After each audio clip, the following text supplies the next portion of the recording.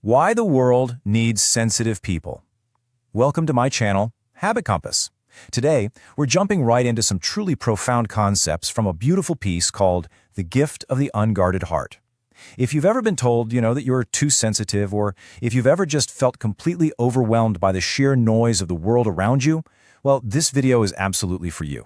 We're going to visualize exactly why that sensitivity. It's not a flaw. It's actually your greatest strength. Okay, let's dive right into this quote.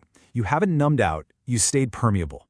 I really want to validate that experience right out of the gate, because let's face it, in a world that often feels harsh, chaotic, and frankly, incredibly demanding, feeling overly sensitive usually feels like a burden, right? Like a weakness. But staying permeable? That is a profound choice. It literally means you haven't shut the world out. You're still letting life in. Section 1. The cost of armor. How protection becomes a prison. Imagine a row of simple stick figures just trying to navigate the world. But notice what surrounds them. These thick, heavy, square outlines. This is our emotional armor. And honestly, logically, it makes perfect sense, doesn't it? Building these thick barriers around ourselves feels like absolute, essential protection. When we get hurt, what do? We put up a rigid wall to make sure it never, ever happens again. We just want to feel safe. Now, what's really interesting here is the stark, tragic contrast. Because while this armor definitely protects us from the sharp edges of the world, it also indiscriminately numbs us completely. It creates a total barrier, blocking out the good right along with the bad. Section 2. Catching life's signals, the beautiful and the sad. So every single day, these contrasting signals are just floating through our existence. On one hand, you have the truly beautiful moments, the flowers, and right alongside them, the sadness, the tears, because life is just a steady, unavoidable stream of both. Let's see how this builds, stepping carefully through how differently we interact with these floating signals. Step 1, the signals float by. Step 2, those armored figures, they just bounce them away completely. But Step 3 introduces a totally new dynamic. The unarmored figure actually catches both. Breaking this down a bit further, you start to see the real tragedy of those thick, square outlines. Yes, they efficiently deflect the sadness, but they bounce away the beautiful flowers just as effectively.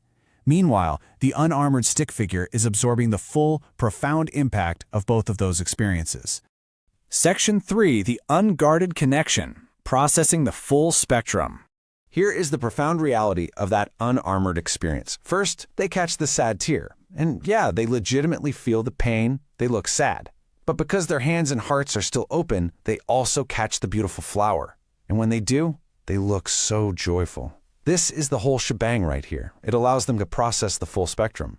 You literally have to be willing to hold the tear if you want to be able to catch the flower. And this brilliantly illustrates the most powerful part of it all. That simple, unarmored stick figure takes the flower it caught, that joy, that beauty, and freely shares it with the others. Staying permeable isn't just some personal burden where you're feeling too much. It's a magnificent gift. It's the very mechanism that enables us to capture beauty and actually share it with the world. People who cry easily remain connected to the full weight and beauty of human experience.